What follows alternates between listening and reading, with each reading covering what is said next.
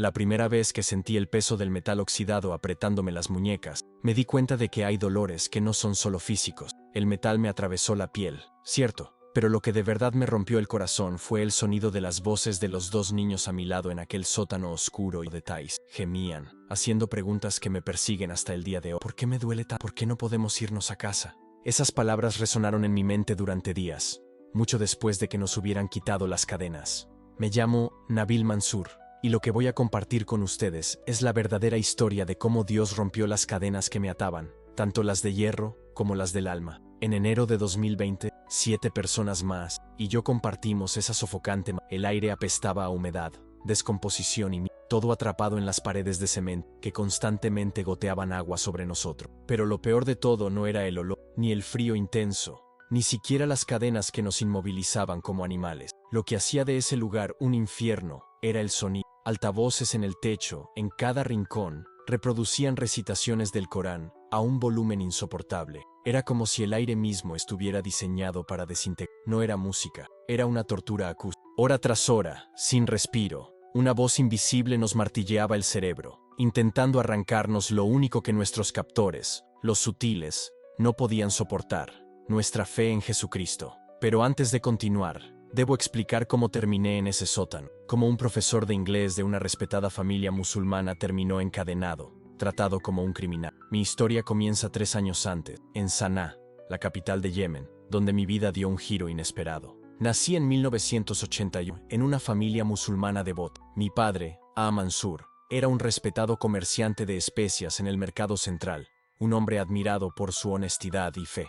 Mi madre, Fátima, nos crió con un profundo amor por la religión, enseñándonos siempre a seguir estrictamente el Corán. Crecimos en un entorno donde el Islam era más que una fe, era el fundamento de nuestra identidad como pueblo. Nadie, ni mi familia ni yo, podríamos haber imaginado que el hijo mediano, el que memorizaba las suras con facilidad y asistía fielmente a la mezquita, acabaría convirtiéndose en seguidor de Isa al-Masih, Jesús, el Mesías. Esta decisión, que tomaría más tarde, me llevaría por un camino de dolor, lucha y sufrimiento, pero también de transformación. Mi encuentro con Cristo no llegó a través de un misionero occidental, ni de una experiencia mística, no. Surgió de mi incansable búsqueda de respuestas, de una verdad que ninguna práctica religiosa podía satisfacer. Era profesor de inglés en un instituto de Saná, y en 2015, en medio del caos provocado por la toma sutil de la ciudad, encontré una Biblia abandonada entre los escombros de una librería bombardeada. Al principio, lo tomé por pura curiosidad académica. Estaba convencido de que podía refutar fácilmente las enseñanzas de Jesús. Pero cuando empecé a leer el Sermón del Monte, algo en mi interior se quebró. Las palabras de Jesús: bienaventurados los que lloran,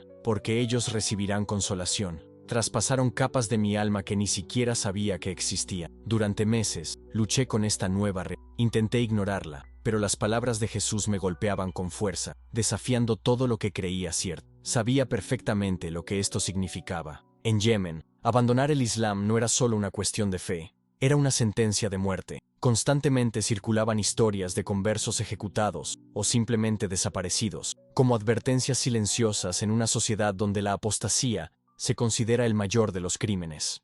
En octubre de 2016, en pleno apogeo de la guerra, con los bombardeos iluminando el cielo como un relámpago infernal, caí de rodillas en mi pequeño apartamento y grité, casi desesperado: Jesús, si realmente eres el camino, la verdad y la vida, muéstramelo. Estoy dispuesto a perderlo todo para conocerte. No se oía ninguna voz, ninguna visión celestial, pero en ese instante, algo en mi interior cambió. Una paz profunda, como nunca antes había experimentado, inundó mi corazón. Fue como si todos los años de ansiedad, ira y vacío se hubieran disipado en un abrir y cerrar de ojos. Supe que, a partir de ese momento, mi vida nunca volvería a ser la misma. Había cruzado un umbral sin retorno. Durante los 2 años siguientes, viví una doble vida que me consumía. Por fuera, Nabil seguía siendo el profesor de inglés, el hijo respetuoso, el buen musulmán que cumplía sus oraciones diarias y seguía su rutina sin rechistar. Pero por dentro, yo había... En la soledad de mi apartamento, con las cortinas cerradas y en completo silencio, devoraba las páginas de la Biblia, buscando más de Dios, rezando al Señor.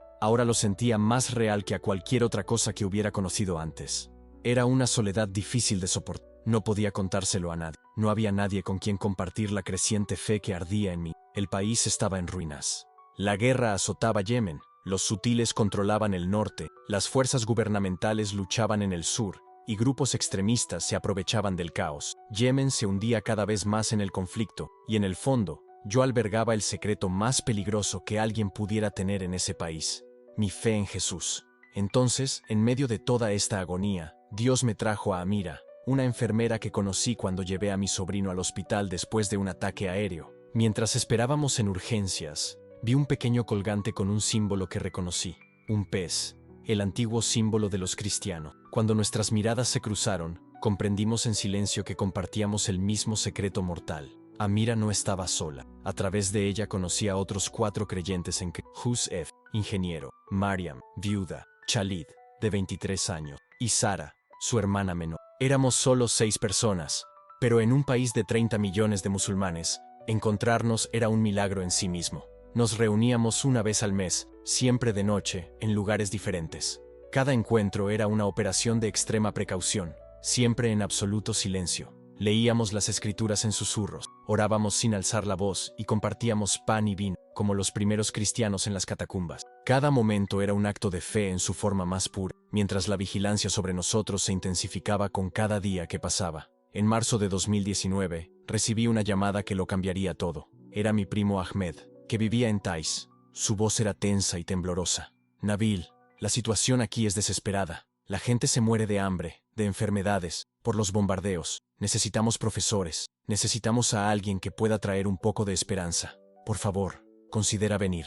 Esa noche, reuní al pequeño grupo de creyentes y les compartí mi petición. Amira, con una calma impresionante, dijo algo que aún resuena en mi alma: quizás Dios te ha puesto en este camino, en este momento. Quizás tu misión no sea solo sobrevivir en secreto, sino ser una luz en la oscuridad. Durante semanas, me debatí con esta decisión. Ir a Taiz significaba abandonar la relativa seguridad de Saná y entrar en una zona bajo el control de los sutiles, donde la vigilancia era aún más estricta. Sabía que mi vida, tal como la conocía, correría un riesgo aún mayor, pero algo dentro de mí me decía que este era el siguiente paso que Dios quería que diera. Con cada oración, la convicción en mi corazón se hacía más clara. Ve, yo estaré contigo. Ya no podía ignorar este llamado. En mayo de 2019, reuní lo poco que tenía. Me despedí de mi familia, sabiendo que probablemente sería la última vez que los vería, y partí hacia Taiz. El viaje de 300 kilómetros, que normalmente me tomaría unas pocas horas, se alargó 2 días debido a los innumerables puestos de control y las carreteras en ruta. Con cada kilómetro, la sensación de caminar hacia la muerte se intensificaba. Cuando finalmente llegué, la escena que se desplegaba ante mis ojos parecía una pesadilla hecha real. Taiz estaba irreconocible. Edificios reducidos a escombros, calles llenas del sonido de los disparos, y rostros que reflejaban años de dolor. Mi primo Ahmed me recibió con lágrimas en los ojos. Gracias por venir, Nabi. No sabes lo que significa que alguien venga cuando todos los demás intentan escapar. Sonreí, intentando ocultar la tensión que me carcomía el pecho. Ahmed no sabía que no estaba allí solo para ser maestra. Estaba allí como portadora de una esperanza que iba mucho más allá de nuestras circunstancias. La verdadera misión que Dios me había confiado apenas comenzaba. Durante los primeros días en Taiz, la realidad era un auténtico infierno en la tierra. Las calles apestaban a pólvora y muerte. Los edificios, reducidos a esqueletos de hormigón, proyectaban sombras aparentemente interminables, y el sonido de disparos lejanos se había convertido en parte del ruido de fondo del... Ahmed me alojó en su pequeño apartamento en el barrio de Al-Qahira, una zona devastada por los bombardeos, pero que aún conservaba algunas estructuras habitables. Las paredes estaban agrietadas, como cicatrices profundas, y las ventanas habían sido reemplazadas por láminas de plástico, que apenas bloqueaban el calor abrasador durante el día, ni el frío intenso por la noche. Empecé a dar clases en una escuela improvisada en el sótano de una mezquita parcialmente destruida, donde niños sin hogar, muchos de ellos huérfanos, se reunían para intentar aprender algo. Sus cuadernos eran retazos de libros viejos, y sus lápices estaban tan desgastados que apenas podían escribir. Cada clase era un intento de traer algo de normalidad al caos, pero en medio de tanta devastación, algo extraordinario comenzó a suceder. Mientras daba clase, noté que algunos estudiantes hacían preguntas que trascendían el contenido académico. Preguntas sobre el significado del sufrimiento, sobre si Dios realmente los escuchaba, sobre por qué sus familias habían sido destruidas por la guerra. Fue entonces cuando conocí a Laila, una joven de 19 años que había perdido a sus padres y 3 hermanos en un ataque aéreo. Trabajaba como asistente escolar, organizando los pocos materiales y cuidando a los niños más pequeños. Un día, mientras limpiábamos el aula, me preguntó directamente: «Profesor Nabil, ¿Cree que hay esperanza más allá de esta vida? Porque aquí en Thais solo veo muerte. Esas palabras me paralizaron. Sabía que cualquier respuesta sincera me pondría en riesgo, pero al mirar a Laila a los ojos, llenos de desesperación, supe que no podía evitar ser sincera. Laila, dije en voz baja, asegurándome de que nadie más pudiera. Hay una esperanza más allá de esta vida. Una esperanza que trasciende todo esto. Una esperanza que ni las bombas, ni la guerra, ni la muerte pueden destruir. Me miró, quizás sin comprender del todo, pero con algo en sus ojos que me decía que presentía la verdad tras mis palabras. Me miró con una intensidad que jamás olvidaré, y en ese momento supe que Dios estaba llegando al corazón de Laila. No eran solo palabras lo que escuchaba, algo mucho más profundo estaba sucediendo. Durante las siguientes semanas, empezamos a tener pequeñas conversaciones, siempre con mucha cautela, en susurros, entre tareas. Poco a poco, le hablé de Jesús, no como una figura distante, sino como el Dios que se adentraba en el dolor humano. Le hablé de un Cristo que no solo observaba el sufrimiento del mundo desde lejos, sino que eligió experimentarlo en primera persona, que fue rechazado, humillado, torturado y colgado en cruz. Él conoce tu dolor, Laila, susurré una noche, mientras el sol se ponía tras el horizonte de la ciudad vio todo lo que has pasado, y no le fue indiferente. Vino para estar con nosotros, y más que eso, ofrece algo que ninguna religión puede dar: perdón completo, una verdadera relación con Dios y vida eterna. Las lágrimas comenzaron a correr silenciosamente por su rostro. Miró al suelo y dijo con voz temblorosa: toda mi vida me han enseñado que Dios es distante, que tengo que esforzarme para merecer algo de Él, pero lo que describes es algo diferente. Es como si conociera a Dios por primera vez. Si estás escuchando esto y estás pasando por un momento de pérdida, si el dolor te hace preguntarte si Dios está realmente presente, quiero que prestes atención. Es en los lugares más rotos, más improbables, que Dios a menudo hace su obra más poderosa. 3 semanas después de mi llegada a Thais, Laila entregó su vida a Jesús. Fue en mi pequeña habitación, sin culto, sin multitudes, sin instalaciones, solo nosotras dos, arrodilladas sobre un suelo de cemento agrietado, susurrando oraciones mientras la guerra rugía afuera como una tormenta interminable. A través de Laila, conocí a otros 2 jóvenes. Omar, un estudiante de medicina de 21 años que ahora trabajaba como voluntario en clínicas clandestinas, ya que el hospital donde trabajaba había sido destruido. Y su prima Salma, de tan solo 17 años, que se había convertido en madre sustituta de sus 4 hermanos menores, tras perder a sus padres. Omar vino a verme una noche, exhausto, cubierto de polvo y tristeza. Profesor Nabil, dijo, si Dios es verdaderamente misericordioso, ¿por qué permite todo esto? ¿Por qué mueren tantos mientras recitamos oraciones que parecen tocar el techo y luego caer al suelo? No le di respuestas prefabricadas. Sería deshonesto. En cambio, hablé de un Dios que también lloró ante la muerte, que lloró ante la tumba de Lázaro, que sintió una angustia tan intensa que sudó sangre en Getsemaní, que colgado de una cruz exclamó, Dios mío, ¿por qué me has abandonado? El cristianismo no es una explicación del sufrimiento, dije, es una respuesta viva. Un Dios que ha compartido el sufrimiento con nosotros y que promete redimirlo todo, cada lágrima, cada pérdida, cada injusticia. Para noviembre de 2019, nuestro pequeño grupo de creyentes había crecido a 8 personas. Además de Laila, Omar y Salma, se nos unieron Rashid, un excomerciante de 42 años que lo había perdido todo en la guerra, y Aisha, una viuda de 35 años con 2 hijos pequeños, Hassan, de 8 años, y Nur, de tan solo 6. Éramos solo 8. Pero en ese contexto, eso ya nos convertía en un objeto. Los sutiles habían intensificado su vigilancia en Thais. Las patrullas nocturnas se hicieron comunes y se ofrecían recompensas por denunciar cualquier práctica religiosa no islámica. El culto cristiano, la oración en grupo, incluso poseer una Biblia, todo esto se consideraba actividades subversivas. Empezamos a reunirnos cada 2 semanas, siempre en lugares diferentes. A veces era en mi habitación, otras, en un pequeño almacén de la escuela. Y en ocasiones más arriesgadas, en un apartamento abandonado de una familia que había huido de la ciudad. Cada reunión era un riesgo mortal, pero también era un pequeño paraíso en medio del infierno. Las reuniones nunca duraban más de 40. La presión era constante. Apagábamos todas las luces y cubríamos las ventanas con mantas gruesas para ocultar cualquier rastro de nuestra presencia. Hablábamos en susurros apenas audibles, como si el más mínimo error pudiera costarnos la libertad, o incluso más. Yo había logrado, arriesgándome al máximo, robar una pequeña Biblia árabe de Saná y esconderla en mi mochila. Cada uno memorizaba pasajes, guardando las escrituras cerca del corazón, por si nos descubrían y confiscaban el libro. Así, la palabra de Dios viviría en nosotros, incluso si se perdía el papel. Los niños, Hassan y Nur, fueron nuestra mayor preocupación y nuestra mayor bendición. Preocupación porque, siendo tan pequeños, no comprendían del todo el peligro que corrían. Era fácil que mencionaran sin querer nuestras reuniones o lo que hacíamos, pero también fueron una bendición, pues su fe pura y sencilla nos recordaba constantemente por qué lo arriesgábamos todo. Representaban la razón por la que no podíamos rendirnos, por muy arriesgado que fuera. Una noche, el pequeño Hassan me hizo una pregunta que me impactó profundamente. Profesor Nabil, ¿por qué tenemos que escondernos para hablar con Jesús? ¿No le gusta la luz? Su pregunta era sencilla, pero llena de verdad. Le expliqué que Jesús ama la luz, pero que hay personas que prefieren la oscuridad porque sus acciones son malvadas.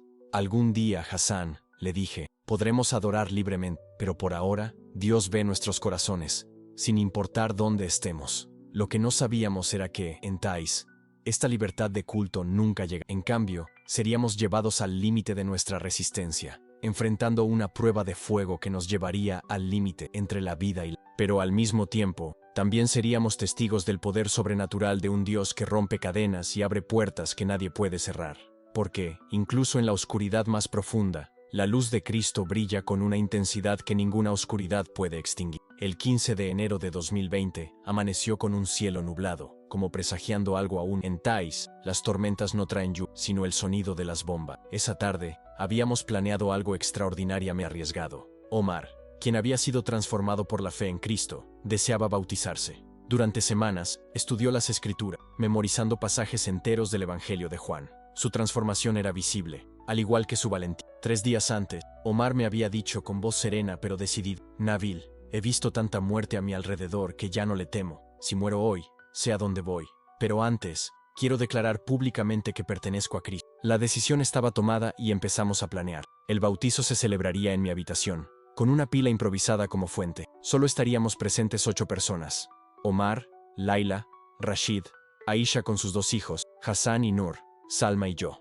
Todos sabíamos que debíamos ser discretos, así que acordamos apagar nuestros celulares y guardarlos en otra habitación. Por la noche, a las 8 p.m., cuando las calles estaban desiertas y los sutiles habían impuesto un toque de queda, nos reunimos. El silencio era profundo y atesoramos cada palabra. Sentados en el frío suelo, una sola vela iluminaba nuestros rostros. Empecé a leer, eligiendo Mateo 28, donde Jesús manda a sus discípulos: por tanto, id y haced discípulos a todas las naciones, bautizándolos en el nombre del Padre, del Hijo y del Espíritu Santo. Omar, con voz firme y emotiva, compartió su testimonio. Habló de cómo la fe en Cristo había transformado su vida de la desesperación a la esperanza. He visto a cientos de personas partir de este mundo, dijo con lágrimas en los ojos, pero ahora sé que la muerte no tiene la última palabra. Jesús la venció, y en él, yo también soy victorioso. Con cuidado, llené la palangana de agua, un bien escaso en una ciudad sitiada. Cada gota parecía cargar con el peso de nuestra fe y valentía. El momento fue intenso, y al mismo tiempo, una profunda paz al saber que, por peligrosas que fueran las circunstancias que nos rodeaban, la luz de Cristo jamás se extinguiría. La puerta se abrió de golpe con un fuerte golpe, que pareció romper el silencio que envolvía la pequeña habitación. Mis ojos se acostumbraron a la brillante luz que inundaba la habitación, y al abrirse de golpe, los hombres armados irrumpieron en el espacio. El olor a polvo y tensión era abrumador. Eran 6, con sus uniformes oscuros y rostros impasibles, sus ojos feroces buscando cualquier señal de resistencia o error. Me quedé paralizado por un momento, pero las palabras que les había dicho a mis hermanos, Cristo está con nosotros, aún resonaban en mí. Estaban allí, en un lugar donde el miedo y la muerte eran omnipresentes, pero ya no éramos solo refugiados ni víctimas. Estábamos allí como testigos de algo mucho mayor, algo que no podía ser derribado por balas amenazas. Los milicianos comenzaron a registrar el lugar, tirando cosas a un lado, sin reparar en la destrucción. ¿Dónde está la Biblia?, gritó uno de ellos. El sonido de la palabra Biblia cortó el aire y sentí una oleada de miedo que me recorrió los huesos. Nuestros corazones latían con fuerza, pero la convicción estaba firmemente arraigada en mí. Miré a los demás, y algo en sus ojos me dio fuerzas. Aisha, con sus hijos temblando a su lado. Laila, aún temblando pero con una mirada decidida. Y los demás, todos en silencio pero unidos. Ya no estábamos solos. Dios estaba con nosotros. No sabemos de qué hablas, dije, intentando parecer tranquilo, pero mi voz delataba nerviosismo. Uno de los milicianos se me acercó con una mirada gélida y amenazante. Levantó el arma, pero no dijo nada, solo esperaba una reacción. El tiempo parecía pasar lentamente, y en mi mente surgió una ferviente oración. Señor, danos fuerza para afrontar este momento. Protege nuestros corazones. Los pasos se acercaron. Sabemos lo que haces aquí. ¿Qué escondes? Las palabras eran un claro veneno, una amenaza que flotaba en el aire, esperando cualquier señal de debilidad para explotar.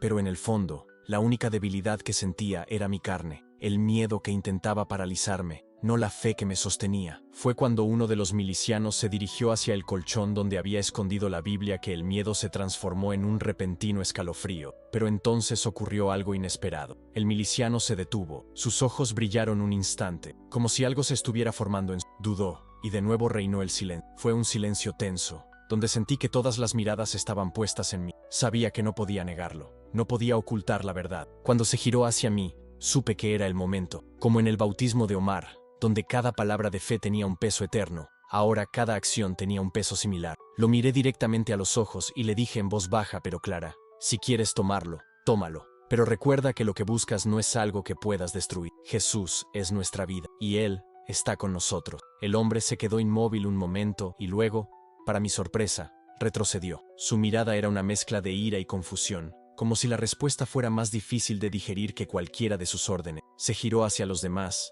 y sin decir palabra, hizo un gesto con la mano. No hay nada, les gritó, y la sala se sumió de repente en un silencio sepulcral. Váyanse, ordenó. En un instante, todos los hombres se habían ido, dejándonos allí, aturdidos por lo que acababa de ocurrir. La puerta se cerró y el sonido de pasos se desvaneció. Sentí alivio, pero también sorpresa. Lo que acabábamos de experimentar, la proximidad de la muerte, había sido una prueba de fe más intensa que cualquiera de las dificultades anteriores. Todos se abrazaron, pero no hubo palabras. El terror había sido reemplazado por un silencio sagrado, como si estuviéramos ante algo inexplicable. En nuestro corazón, sabíamos que había ocurrido un milagro. Señor, te alabamos, susurré. No había nada más que decir. Lo que debíamos decir ya se había dicho en lo más profundo de nuestros corazones, y esa noche, la luz de Cristo brilló con más fuerza que nunca. La atmósfera en el sótano era opresiva, sumida en un silencio denso, interrumpida únicamente por los lejanos sonidos del mundo exterior, ahora una realidad distante e irreconocible. Cada uno de nosotros estaba encadenado a sus propias cadenas, con el cuerpo pegado a las paredes frías y húmedas, y el corazón latiendo a un ritmo frenético de miedo e incertidumbre. Los niños, aún llorando, se apretaban unos contra otros, buscando algún consuelo que no pudiéramos ofrecerle. Las lágrimas de Hassan mojaban el rostro de Nur, mientras Aisha intentaba calmarlos con un débil susurro. Sentí un calor extraño creciendo en mi interior, una mezcla de desesperación y una fuerza silenciosa que me decía que no sucumbí. El terror era palpable, pero había algo más profundo que me impulsaba a seguir adelante, la certeza de que Cristo estaba con nosotros, incluso allí, en ese lugar de oscuridad. Recordé lo que le había dicho a Laila semanas atrás: Dios no nos abandona, ni siquiera en los momentos más oscuros. Sentir su presencia, incluso en ese sótano lúgubre y sombrío, fue como un ancla en medio de la agitación. El comandante se alejó, ordenando que nos dejaran allí, como si fuéramos meros peones en un juego cruel. El sonido de sus pesadas botas apagándose al alejarse no nos alivió. Al contrario, la soledad que nos envolvía parecía aún más profunda, más asfixiante. Los muros de hormigón manchados y desmoronados parecían aprisionarnos no solo física, sino espiritualmente, como si la oscuridad intentara extinguir nuestra esperanza. Pero en medio de esa oscuridad física, una luz interior comenzó a brillar, aunque tenuemente. Cada uno de nosotros, de alguna manera, sentía que no estaba solo. Recordé las palabras de Omar, cuando declaró su deseo de bautizarse. Sé que la muerte no tiene la última palabra. Jesús venció a la muerte, y en él yo también soy victorioso. En ese momento, esas palabras resonaron en mi corazón con una claridad que jamás imaginé. La verdad de Cristo no residía en las circunstancias que nos rodeaban, sino en la promesa de su presencia eterna, que nada podía. Las horas transcurrían lentamente, cada segundo parecía un año. No había movimiento, salvo el esporádico parpadeo de las sombras proyectadas por la tenue bombilla que colgaba del techo. Laila, a mi lado, luchaba por contener las lágrimas. Tenía los ojos hinchados, pero una silenciosa determinación se reflejaba en ello. No habló, pero su presencia era una fuerza que nos mantenía unidos, como si con su mirada dijera: resistiremos, Él es fiel. El amanecer llegó sin darnos cuenta. El tiempo parecía interminable, como si la noche no tuviera fin. Hambre, cansancio, miedo. Todo parecía parte de una misma pesadilla de la que no podíamos despertar. Pero en lo más profundo de mí, una certeza prevalecía. pasara lo que pasara allí. La verdad de Cristo era mayor. Él había prometido estar con nosotros hasta los confines de la tierra, y ese sótano oscuro no podía contener su presencia. Y mientras las horas transcurrían y las cadenas nos apretaban más que nuestros cuerpos, supe que estábamos listos para afrontar lo que viniera. Porque lo que experimenté allí, en soledad y miedo,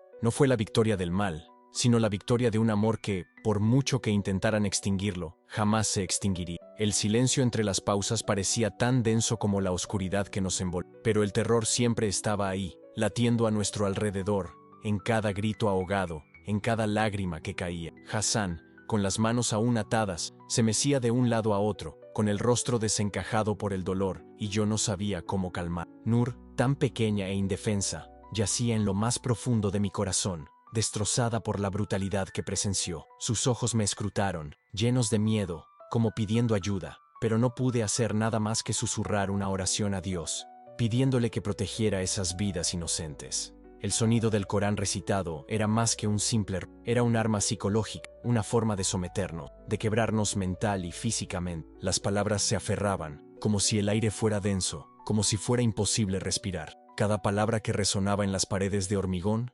cargaba con el peso de una sentencia, una condena, y sentíamos como si nuestras mentes, nuestros cuerpos, fueran consumidos lentamente por esta tortura. Los gritos de Hassan se mezclaban con los gemidos de Nur, quien, desesperada, intentaba escapar de la pesadilla, pero no había escapatoria. Me permití cerrar los ojos un momento, como si la oscuridad me ofreciera algún tipo de refugio, pero pronto me di cuenta de que solo aumentaba el dolor. La realidad estaba ahí, cruel e ineludible. El sonido crecía, disminuía, volvía a crecer, siempre sin un patrón predecible. Intenté inútilmente resistir el impacto del sonido en lo más profundo de mi ser. Cada oleada de ruido era como un puñetazo en el pecho, destrozando cualquier vestigio de paz o esperanza que quedara. Miré a cada uno de mis hermanos y hermanas allí, encadenados, intentando soportar el peso de todo. ¿Qué esperaban de nosotros? ¿Qué querían ver? Sabían que el dolor sería nuestro compañero constante, pero también sabían que, al final, si lo rompíamos, seríamos solo un número más en su lista. Pero nuestro silencio,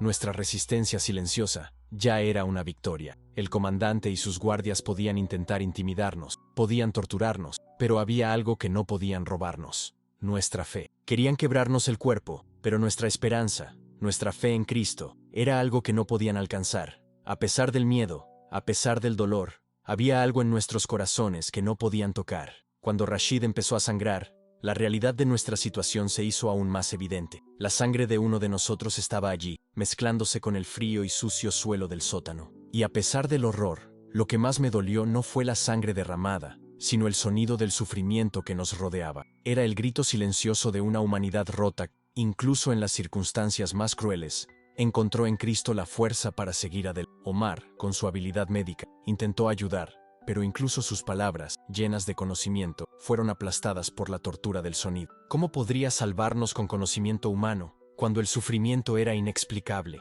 Su instrucción fue como un tenue faro en medio de la tormenta, y sin embargo, cada uno de nosotros, aunque destrozado, seguía aferrándonos a lo que nuestra fe. Sabía que no moriríamos allí. No entonces, no así, porque la muerte física no podía arrancarnos del abrazo eterno de Cristo. Podrían azotarnos, encarcelarnos, hacernos sufrir, pero el Señor estaba con nosotros, y nada podría separarnos de ese amor. Lo que querían hacer era más que castigarnos físicamente. Querían destruir nuestra esperanza, pero en medio del dolor, la oscuridad, la humillación, resistiría. Incluso en la prisión más profunda, la libertad de nuestra alma estaba segura en Cristo. El sonido de la tortura era incesante, una presión constante en nuestras mentes y corazones. Laila, incapaz de controlar el pánico, parecía sumida en la desesperación, con el aire difícil de respirar, mientras Salma, con lágrimas inagotables, movía los labios en silenciosas oraciones. Aisha, con la mirada perdida, se mecía de un lado a otro, su cuerpo al borde de la inconsciencia, mientras sus hijos lloraban desesperadamente a su lado. Era imposible presenciar ese sufrimiento sin que me consumiera por dentro. El dolor físico era solo una fracción de lo que me agobiaba. La verdadera agonía residía en la culpa aplastante que me oprimía el pecho, como un bloque de cemento pesado y sofocante. Yo los había traído aquí. Yo fui quien formó este pequeño grupo de creyentes, quien sugirió el bautismo, a pesar de conocer los riesgos. Sabía que el peligro era inminente, pero aún así, persistimos. Perdóname, grité, pero mi voz se perdió en el caos del sonido. Era mi culpa. Yo los había puesto en esta situación. Omar, que ya parecía destrozado, me miró con los ojos rojos e hinchados, pero la fuerza de su mirada era inquebrantable. Le costaba articular palabras con los labios, palabras que apenas podía. No te arrepientas. Vale la pena, vale la pena. Esto salió de su boca con tanta convicción que me avergonzó aún más. ¿Cómo podía decir eso? ¿Cómo podía alguien que sufría de forma tan indescriptible tener una fe tan inquebrantable? Miré a Hassan, cuyas pequeñas muñecas sangraban por las apretadas cadenas, y el dolor era casi físico. Su grito ronco, la angustia en su voz, me desgarraron de una forma indescriptible. Entonces miré a Nur. Había dejado de llorar, pero su cuerpo se estremecía incontrolablemente, como si la hubieran roto por dentro. ¿Cómo podía valer la pena? ¿Cómo podía tener algún valor todo esto? Las horas, o lo que imaginé como horas, se hicieron eternas. El hambre nos devoraba el estómago, y la sed nos quemaba la garganta reseca. Pero nada era peor que el asalto psicológico del sonido implacable. Empecé a comprender, con una claridad inquietante, el propósito de esta tortura. No era solo un castigo físico, era un intento de despojarnos de nuestra fe, de borrar cualquier vestigio de pensamiento que se resistiera a la doctrina. Querían llenarnos con sus palabras, hasta que nuestras mentes estuvieran completamente ocupadas, hasta que ya no hubiera espacio para el Evangelio, para Cristo, para nuestra fe. Fue entonces, en algún momento de esa noche interminable, que algo dentro de mí se quebró. No fue mi fe, curiosamente, la que permaneció intacta, sino la idea de que era lo suficientemente fuerte para soportar todo esto. Eso se hizo añicos. Las lágrimas comenzaron a caer, primero en pequeños hilos, luego en un flujo incontrolable. No lloraba no era por el sufrimiento que experimentaba, lloraba por todos los que me rodeaban, por mis queridos hermanos y hermanas que sufrían por algo que no todos entendían del todo, especialmente los niños. Y Dios, estaba tan destrozada, tan perdida, tratando de clamar a Él con un alma que apenas tenía voz. ¿Dónde estás, Señor? ¿Dónde está tu presencia? Pero no hubo respuesta. El sonido seguía resonando, cada vez más fuerte. El agua goteaba sin cesar en las paredes. Las paredes sucias y frías no ofrecían ningún alivio. Las cadenas en nuestras muñecas estaban allí, implacables, clavándose en nuestra carne con cada movimiento. Había leído sobre mártires, de hombres y mujeres que mantuvieron su fe hasta el fin. Había historias de personas que cantaban himnos de alabanza mientras eran Esperaba encontrar esa fuerza como una llama invisible que nunca se apaga. Pero en ese sótano húmedo y oscuro, no había cántico, ni himnos, ni la fuerza sobrenatural que imaginé que tendría. Solo había dolor. Casi me sentía impotente, destrozada, perdida. Y sin embargo, lo que no sabía en ese momento era que Dios no estaba ausente. Él estaba allí, con cada uno de nosotros, incluso en nuestro dolor, en nuestra agonía. Él estaba preparando algo para nosotros, algo que ninguno de nosotros podía entender en ese momento, pero que, con el tiempo, veríamos con claridad. Esa noche oscura, que parecía ser el fin de todo, sería el escenario de su intervención más poderosa, prueba de que incluso en las situaciones más desoladas, su luz brilla con más fuerza, y nosotros, quebrantados y humillados, seríamos testigos de esta verdad. Pero allí, en ese sótano de mente, la lógica humana ya no servía. Lo imposible sucedía ante mis ojos, una manifestación silenciosa de la intervención divina que no podía explicarse con nada del que yo sabía. La sensación que me envolvió no fue solo un alivio físico, era algo más profundo, algo que tocó lo más profundo de mi alma, como si Cristo mismo estuviera allí, en medio de la oscuridad, rompiendo las cadenas que nos ataban, tanto física como espiritualmente. Miré a los demás, aún aturdido por la violencia de la tortura y la gravedad del momento. Omar, con lágrimas brillando en la tenue luz de la lámpara, miraba fijamente, como si viera algo más allá de lo. Sus ojos estaban llenos de una paz inconfundible, la paz que solo llega cuando sabemos, con certeza,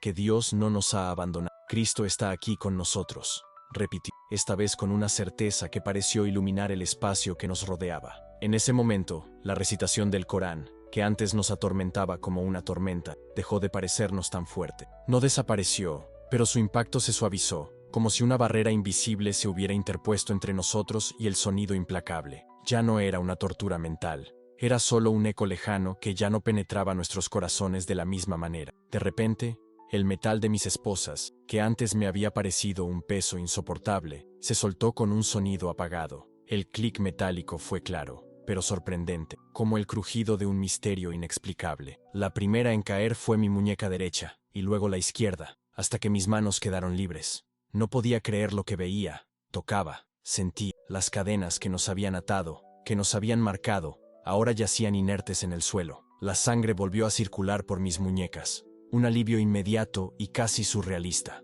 El vacío del metal era un doloroso recordatorio de lo que acabábamos de experimentar, pero al mismo tiempo, era la prueba de que algo sobrenatural había sucedido. No había explicación lógica. Las esposas no se abrían sin llave, sin manos humanas. Habían sido cerradas de golpe, con candados firmemente puestos, y, sin embargo, ahora yacían en el suelo, como si nunca hubieran existido. Miré a mi alrededor. El silencio de nuestras mentes, ahora libres de las cadenas, parecía resonar con más fuerza que cualquier sonido. Los niños guardaban silencio, con los ojos entrecerrados, pero aún asustados, aún sufriendo. Sin embargo, había una chispa de esperanza en sus ojos, una chispa de algo que no podían comprender, pero que ahora comenzaban a percibir. Aisha, aún en un estado de disociación, parecía haberse calmado un poco. Quizás era el efecto de la presencia divina que finalmente la había alcanzado. Quizás, solo quizás, sentía lo que yo sentí. No sabía qué hacer, no sabía cómo escapar ni qué vendría después, pero algo estaba claro.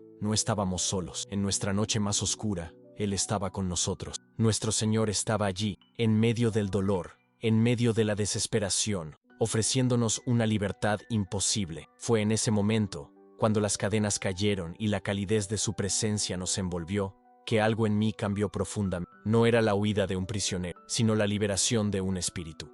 Él estaba con nosotros, como siempre, y aunque nuestro sufrimiento no había terminado, aunque nuestra lucha aún estaba por delante, supe con absoluta certeza que no seríamos derrotados. Ya no. La oscuridad del túnel parecía infinita, y el olor a aguas residuales dificultaba aún más la respiración.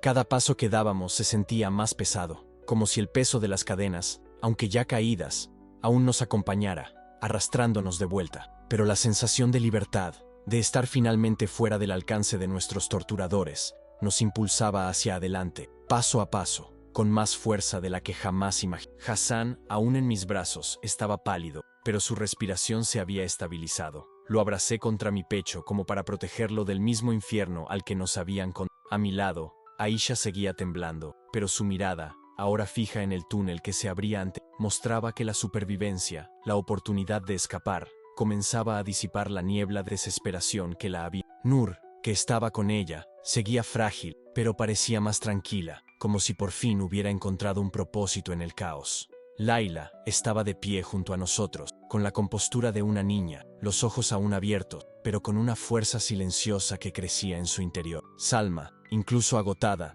mantenía una postura firme, su determinación evidente en cada movimiento. Rashid, siempre práctico, no hablaba mucho, pero su mirada lo decía todo. Estaba concentrado en un solo objetivo, salir de allí. Y Omar, el más sereno de todos, siempre con la mente despierta, nos guiaba a todos con una serenidad impresionante. No se apresuraba, pero sus pasos eran firmes, como si supiera que este túnel, por oscuro e incierto que fuera, era nuestro único camino hacia la libertad.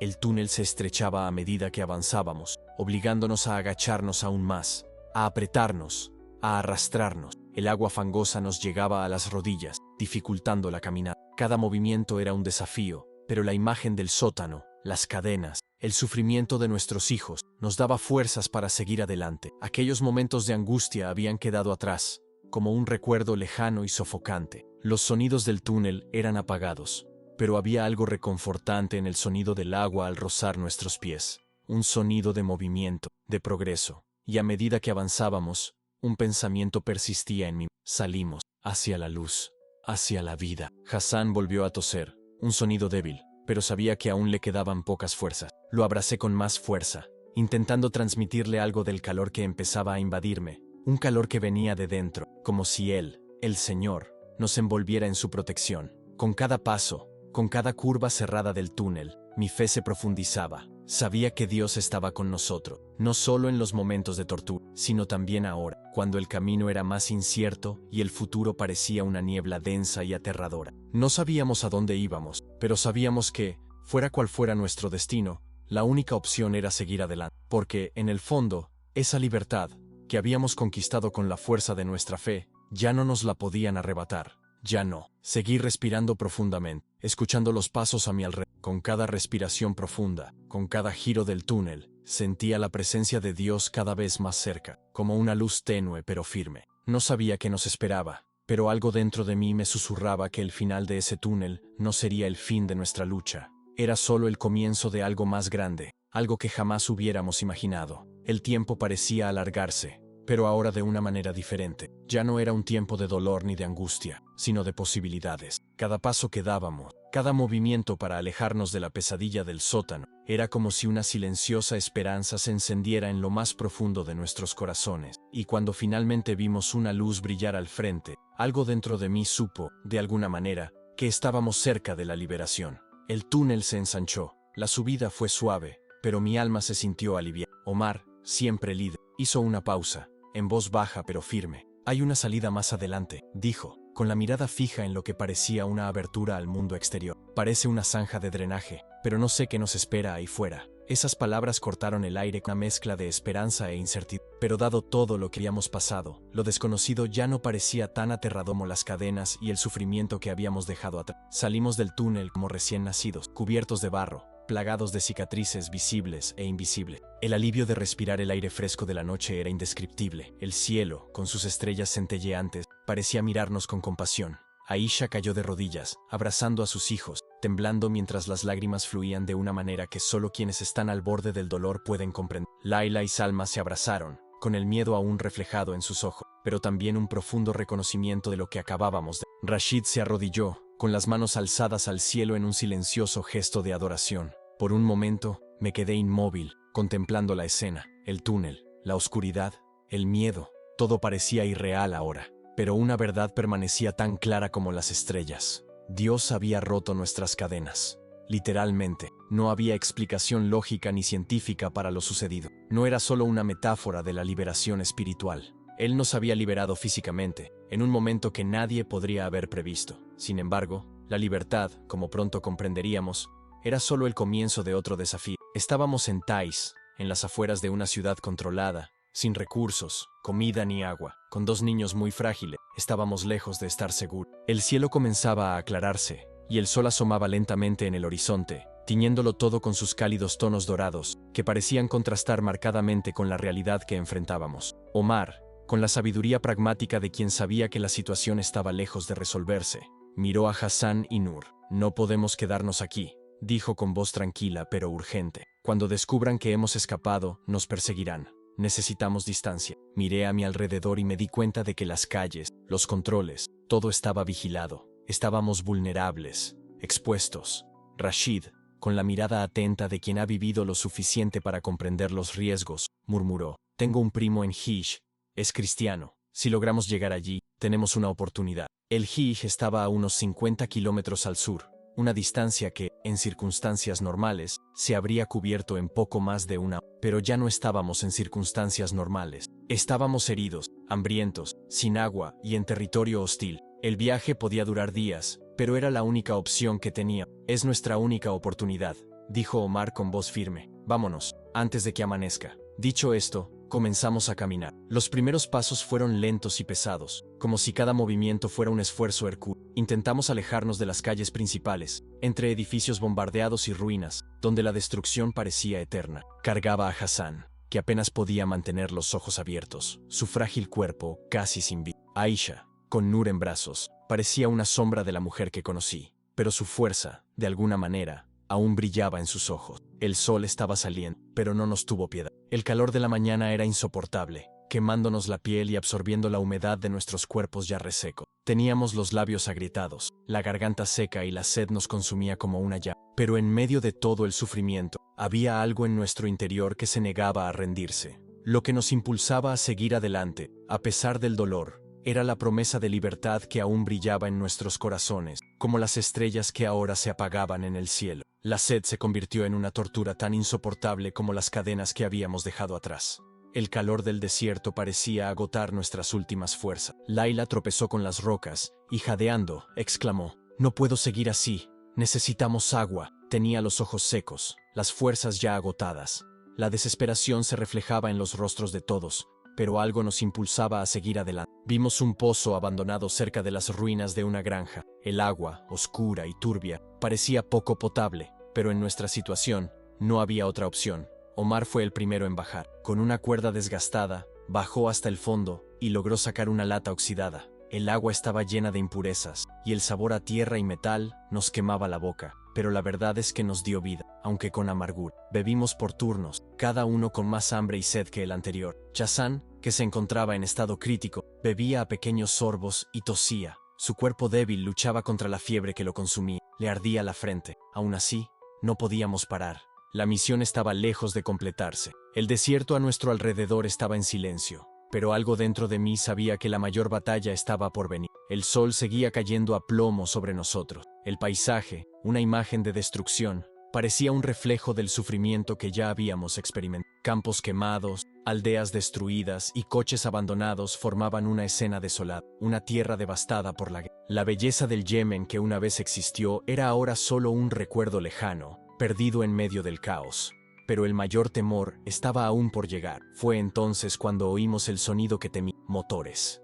Un grito silencioso de terror recorrió a nuestro grupo. Corrimos rápidamente hacia los restos de un muro de ruina, apenas capaces de controlar la respiración. Camiones militares pasaban cerca, y dentro de ellos, soldados gritaban órdenes, sus voces amortiguadas por el sonido de la radio. Nos buscaban. El miedo nos atenazaba el corazón, pero no podíamos rendirnos. No había vuelta atrás. Cuando el sonido de los camiones finalmente se apagó, el silencio fue roto por los suaves sollozos de Salma. Nunca llegaremos.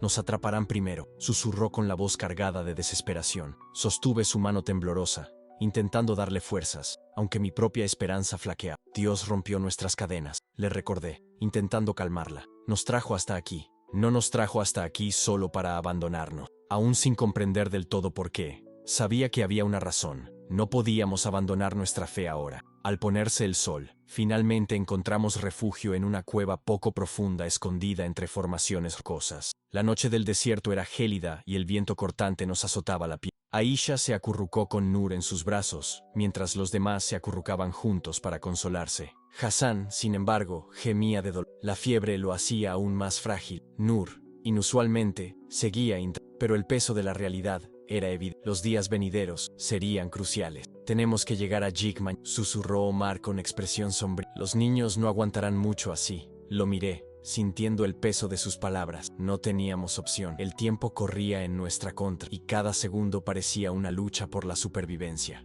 Esa noche, mientras los demás intentaban descansar, yo permanecí despierto, mirando las estrellas a través de la abertura de la cueva. Había presenciado un milagro, no solo espiritual, sino físico. Nuestras cadenas se habían roto de forma sobrenatural. Pero ahora, con el hambre, la sed y el agotamiento llamando a la puerta, me preguntaba por qué Dios nos había liberado de esta manera, solo para permitirnos soportar esta agonía. No había respuestas fáciles. La fe parecía frágil ante la brutalidad del desierto y las dificultades que aún enfrentábamos. Pero en el fondo, había algo dentro de mí que no podía negar. No estaba solo. Dios estaba con nosotros, incluso en nuestros momentos más difíciles. Al amanecer, reanudamos la marcha.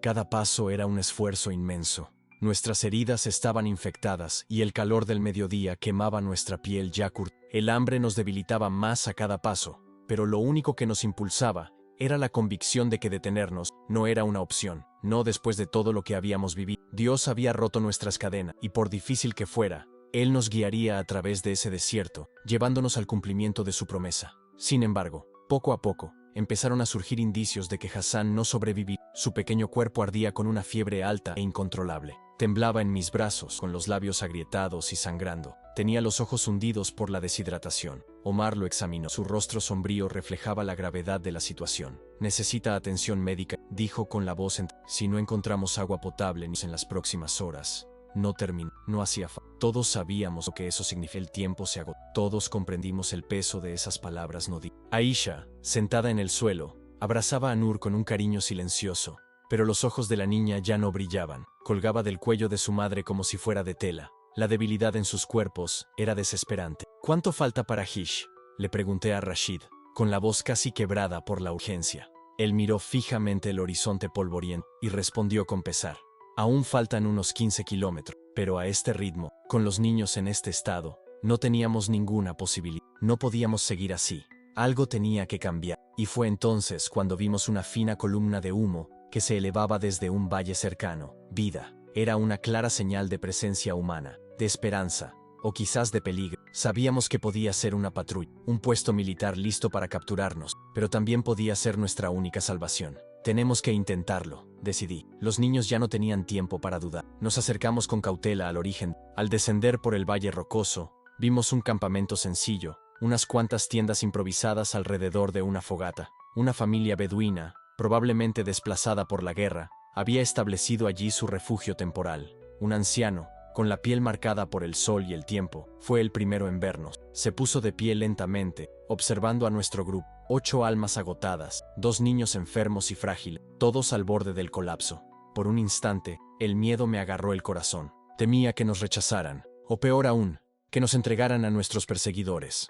La hospitalidad beduina es bien conocida, pero los tiempos de guerra traen desconfianza y miedo. El anciano miró a Hassan, que temblaba en mis brazos, febril y débil. Algo cambió en sus ojos. Sin decir palabra, nos hizo un gesto para que nos acercáramos. Soy Mahmud, dijo finalmente, con la voz ronca pero llena de compasión. Están sufriendo. Vengan. Su familia, esposa, hijas adultas y nietos, nos recibió con una amabilidad que casi me hizo llorar de alivio. Nos trajeron agua limpia, suficiente para hidratarnos un poco. Nos ofrecieron pan duro, dátiles y cualquier cosa que encontraron. Una de las hijas, enfermera antes de que su hospital fuera destruido, examinó a Hassan y Nur con atención. El niño está muy enfermo, dijo, colocando paños húmedos sobre la frente ardorosa de Hassan. Una infección grave, deshidratación grave. Necesita antibiótico, pero no tenemos. Aisha se derrumbó, llorando mientras sostenía a sus hijos, y la desesperación nos invadió de nuevo. Habíamos huido del sótano, caminado kilómetros bajo un sol implacable,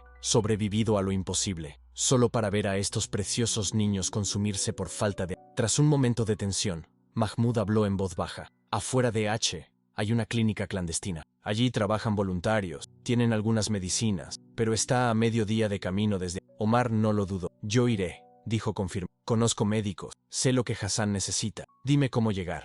Mahmud advirtió preocupado. Es peligroso.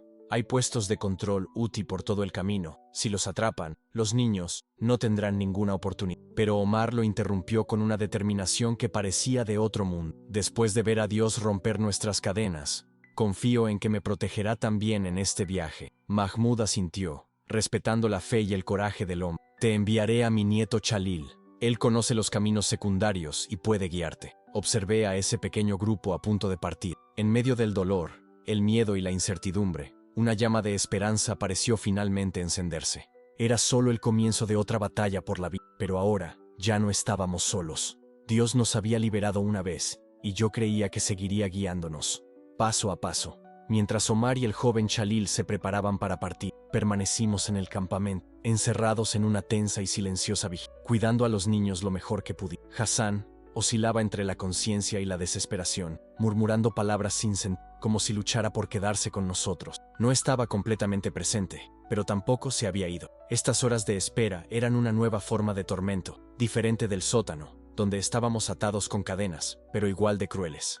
Allí nos ataba la impotencia, viendo cómo la inocencia se consumía sin remedio. ¿Por qué?, susurró Aisha entre lágrimas. ¿Por qué nos salvó Dios solo para que yo pudiera ver a mis hijos sufrir así? No tenía respuestas. Solo podía tomar su mano y rezar con toda la fe que me quedaba, pidiendo que sucediera lo imposible. El peso de su sufrimiento parecía casi insoportable. Al atardecer, unas voces lejanas nos sacaron de nuestra angustia. Mi corazón se aceleró, temiendo a los guardias Suti, pero no. Eran Omar y Chalil corriendo hacia nosotros, cargando pesadas bolsas llenas de suministros. Lo logramos, dijo Omar sin aliento, arrodillándose junto a Hassan. Con destreza, preparó una inyección y se la administró al niño. Luego atendió a Nur. Ahora solo nos queda esperar, dijo, secándose el sudor de la frente. Esa noche se alargó, agonizante y silenciosa. Hassan oscilaba entre la vida y la sombra, con la respiración entrecortada y convulsiones ocasionales. Permanecimos despiertos, rezando,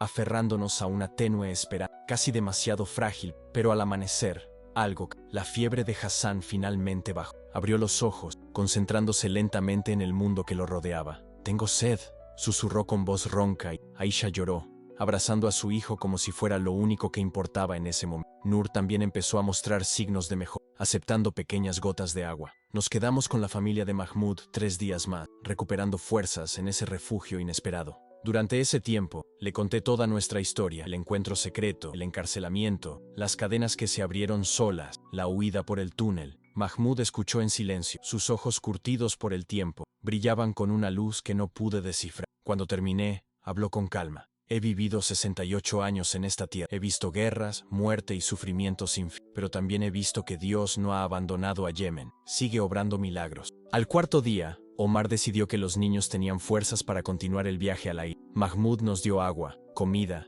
y nos indicó cómo llegar a casa del primo de Rashid. Vayan con la protección del Todopoderoso. Nos bendijo, estrechándonos la mano al despedirse. Y recuerden, lo que han vivido no es solo para ustedes, es un testimonio que necesita ser compartido. El resto del viaje al Hajj fue tranquilo, pero sin incidentes. Llegamos al anochecer del quinto día después de nuestra huida. Un grupo de 8 almas cansadas pero llenas de vida, portadoras de una historia de liberación que ninguna persecución podría borrar.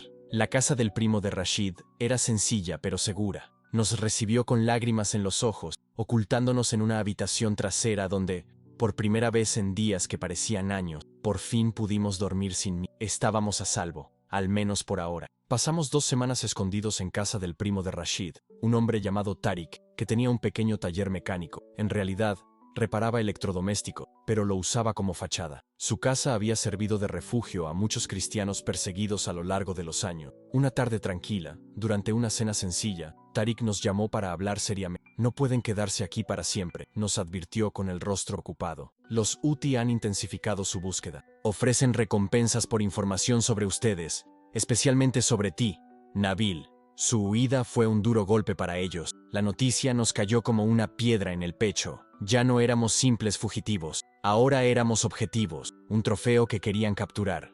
¿Y cuál es la salida, primo?, preguntó Rashid preocupado. Tariq miró a su alrededor, bajó aún más la voz y explicó. Hay una red de cristianos que ayuda a las personas perseguidas a salir del país. Operan desde Adén, facilitando las travesías marítimas a Djibouti o Somalia. Desde allí, se puede solicitar asilo. Aisha abrazó a sus hijos con ansiedad. ¿Podemos ir todos? Es peligroso y caro, respondió Tariq. Pero tenemos espacio para 8 personas. El mayor reto es llegar a Adén sin ser visto. Durante los siguientes días, Tariq organizó todo discretamente. El plan era arriesgado, pero era nuestra única esperanza. Viajaríamos en grupos pequeños, atravesando familias locales y usando documentos falsos proporcionados por la red clandestina. Omar y Laila viajarían como una pareja joven, Rashid y Salma como hermanos, Aisha, Hassan y Nor viajarían como familia, y yo viajaría solo, disfrazado de comerciante textil. La mañana de nuestra partida, Tariq nos reunió para una última oración. Con la voz entrecortada, dijo, lo que han vivido es un poderoso testimonio del poder de Dios. Si logran salir de aquí, cuenten esta historia. Muéstrenle al mundo que incluso en la tierra más oscura, la luz de Cristo brilla con fuerza. El viaje a Adén fue tenso. El corazón me daba un vuelco cada vez que detenían mi vehículo en los controles. Mi nombre falso y mis documentos pasaron, pero la mirada sospechosa de los guardias me atravesó el alma. Llegamos a Adén en momentos La ciudad, a pesar de la guerra, mantenía cierta actividad debido a su importancia estratégica. Nos reunimos en un almacén cerca del puerto, donde otros refugiados, en su mayoría cristianos etíopes y eritreos, esperaban la misma oportunidad de escapar. Un hombre llamado Ibrahim, líder de la red clandestina, nos explicó el plan. Partiríamos al amanecer en un barco pesquero. Oficialmente, sería una expedición de pesca, pero en realidad, cruzaríamos el Golfo de Adén hasta Obok, Djibouti, un viaje de unas 12 horas. ¿Es seguro?, preguntó Aisha, mirando a los niños. Ibrahim fue franco. El mar puede ser peligroso, las patrullas costeras también, pero es tu mejor opción. Esa noche, mientras esperaba en el oscuro almacén, la realidad de lo que dejábamos atrás finalmente me golpeó con fuerza. Yemen era más que un país para mí, era mi hogar, mi cultura, mi historia. Todos a quienes amaba, mi familia, mis amigos, se quedarían allí mientras yo partía hacia un futuro incierto, llevando conmigo solo la esperanza y... Omar se sentó a mi lado y me preguntó con preocupación, ¿estás bien? Respiré hondo y respondí en voz baja, casi para mí misma, lo dejo todo atrás. Mi hogar, mi gente, no sé si podré regresar. Me miró con fe y dijo, llevas algo mucho más preciado que cualquier posesión o lugar. Llevas contigo la verdad que Dios creó. Y esa verdad encenderá la fe en corazones y lugares que nunca imaginaste. Al amanecer, subimos a bordo del pequeño barco pesquero. Era más pequeño de lo que esperaba, diseñado para unas 10 personas, pero llevaba a casi 30 refugiados hacinados. El capitán, Faisal, un cristiano yemení que había arriesgado su vida innumerables veces en estos viajes, comandaba con valentía. Las primeras horas fueron sorprendentemente. El resplandor del sol se reflejaba en el mar azul, y por un instante pude olvidar el horror que habíamos dejado atrás. Hassan y Nur, por primera vez en mucho tiempo, rieron mientras jugaban tímidamente con otros niños refugiados, un sonido que no había oído en mucho tiempo y que me llenó el corazón de esperanza. Pero alrededor del mediodía, el cielo cambió rápidamente. Nubarrones se acumularon en el horizonte y el mar, antes tranquilo, comenzó a agitarse de forma El barco se balanceó zarandeándonos de un lado a otro. ¡Tormenta!, gritó el capitán Faisal. Todos bajaron al compartimento apiñados como sardinas, agarrándose a lo que podían mientras las olas golpeaban el casco con creciente fuerza. El pánico se apoderó de nosotros. Varios empezaron a vomitar. Los niños lloraban de miedo y algunos rezaban en voz alta, convencidos de que, después de tanto sufrimiento, se ahogarían allí mismo en el golfo de... Aisha me miró con ojos aterrorizados, abrazando a sus hijos con fuerza. Nabil, nos vamos a hundir, dijo con voz temblorosa. Tomé su mano y la de Omar, que estaba a mi lado. Oremos, dije, intentando sonar más fuerte de lo que sentía por dentro. El mismo Dios que abrió nuestras cadenas puede calmar esta tormenta. Unimos nuestras voces en oración, hablando por encima del rugido del viento y las olas. Y entonces, ocurrió algo increíble. La tormenta que había llegado tan rápido comenzó a disiparse con la misma rapidez. Las olas se calmaron, el viento amainó, y en menos de 20 minutos, el mar volvió a estar en calma. El capitán Faisal subió a cubierta con los ojos abiertos de asombro. En todos mis años en el mar, dijo, nunca he visto una tormenta pasar tan rápido, como si alguien le hubiera ordenado que se detuviera. Nos miramos, reconociendo ese momento como otra clara intervención divina. Dios no solo rompió nuestras cadenas y nos guió por el desierto, sino que también calmó el mar para liberarnos. Al ponerse el sol, las playas de Djibouti aparecieron en el horizonte, y cuando finalmente pisamos tierra firme, me arrodillé, besé el suelo y supe que nuestro largo viaje había llegado a su fin. Éramos libres, estábamos a salvo, y llevábamos un testimonio vivo que cambiaría vida. Han pasado 3 años desde aquella noche en el sótano de Thais, 3 años desde que Dios rompió cadenas que ninguna mano humana pudo soltar, 3 años desde que caminamos por ese sucio túnel hacia la libertad, 3 años viviendo como refugiados en un campamento en Djibouti, con la esperanza de que algún país nos concediera asilo permanente. Durante este tiempo, tuve mucho espacio para reflexionar sobre todo lo que hemos pasado, sobre las verdades que Dios grabó profundamente en mi alma a través del fuego de la persecución. Quiero compartir con ustedes lo que aprendí en ese sótano húmedo, pegado a una pared fría, escuchando el llanto de niños inocentes a nuestro alrededor. En ese momento, encadenados, con el incesante sonido de la recitación del Corán, resonando como un martillo en nuestras mentes, viendo sufrir a Hassan y Nur, pensé que Dios nos había abandonado. Grité en la oscuridad, y no obtuve respuesta. El silencio de Dios parecía más grande que las cadenas que me ataban. Pero hoy, al mirar atrás, veo algo que entonces no podía entender. Él ya estaba preparando nuestra liberación, incluso antes de que nos encarcelaran. Ese túnel de drenaje, construido décadas atrás, estaba allí, esperando el momento oportuno para hacer nuestro paso. Mahmoud ya estaba en el desierto, listo para recibirnos. Ibrahim y su red clandestina en Adén estaban dispuestos a arriesgarlo todo por desconocidos como nosotros. Dios obraba entre bastidores, en lo invisible, mientras nosotros sufríamos en lo visible. Tu desierto puede ser una enfermedad que te hace dudar de su bondad. Tu prisión puede ser un matrimonio roto que te roba la esperanza. Tu sótano puede ser la depresión que te atrapa en la oscuridad.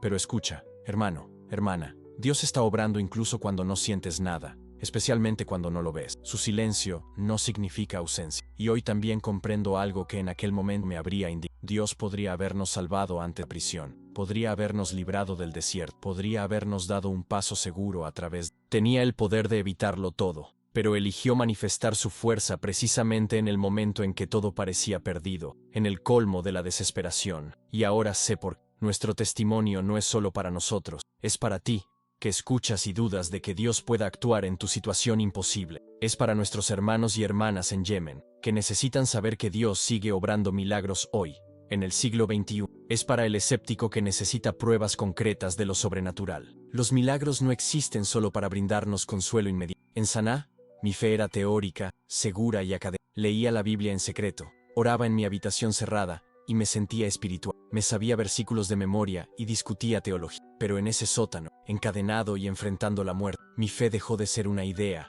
y se convirtió en una realidad absoluta. Las cadenas rotas no solo liberaron mis muñecas heridas, también liberaron mi fe de las dudas que aún frenaban. Descubrí que la verdadera fe no nace en la comodidad de los estudios, sino en el fuego donde todo lo superficial se consume y solo lo esencial sobrevive. El sótano me quitó mi religión y me dio una relación viva con Dios.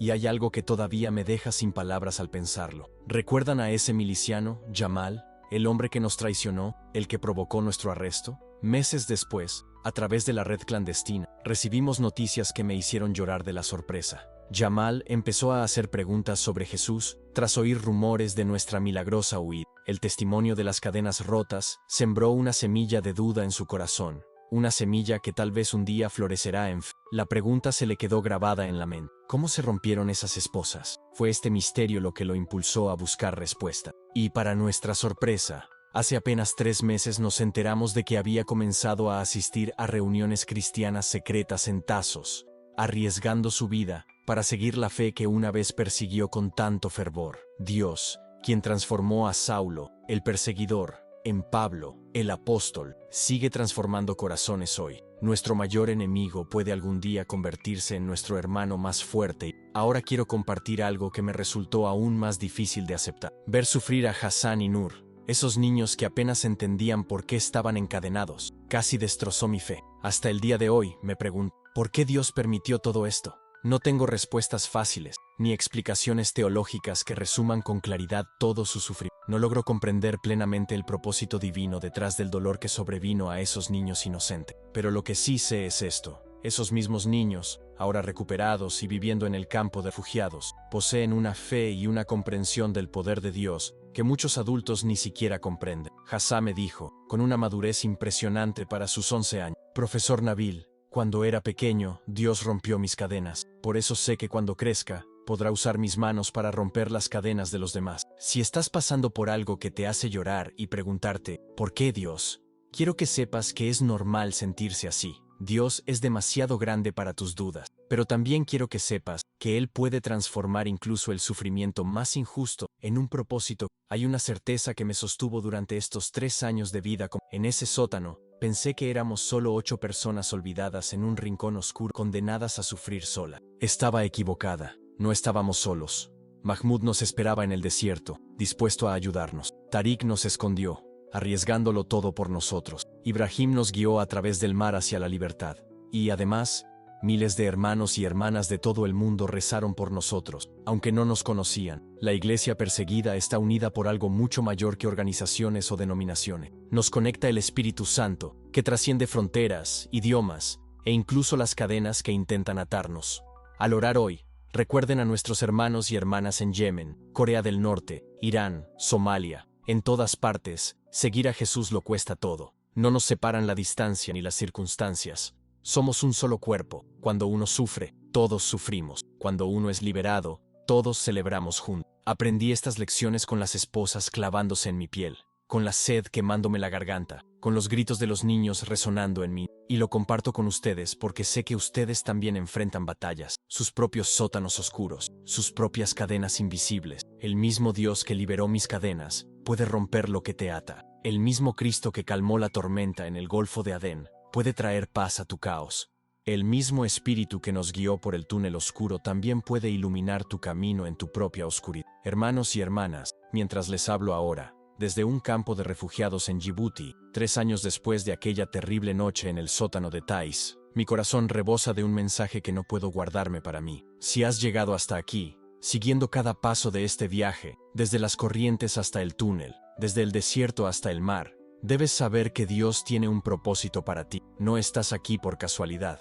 El Espíritu Santo te ha guiado hasta estas palabras. Hay algo que necesitas escuchar hoy. Quizás vivas en tu propio sótano ahora mismo. No es un lugar físico, sino una verdadera prisión. Podría ser una adicción que te ha mantenido encadenado durante años, una depresión que te atrapa en la oscuridad, un miedo que te paraliza, o una enfermedad que amenaza con robarte el futuro. Quiero que sepas, con absoluta certeza, el mismo Dios que rompió mis cadenas, sin que ninguna mano humana las tocara, puede romper las cadenas que te aprisionan. No hablo de palabras rebuscadas y metáforas espirituales, sino de una liberación verdadera, tangible y sobrenatural. Pero debo ser sincero, esta liberación no siempre llega cuando la deseamos ni como imaginamos. Dios pudo haberme sacado de la cárcel antes del sufrimiento, pero decidió desplegar su poder en ese sótano tan oscuro. Pudo habernos dado una travesía tranquila por el mar, pero decidió calmar la tormenta a mitad de la travesía. Su tiempo no es el nuestro, pero siempre es perfecto. Padre Celestial, En el poderoso nombre de Jesús,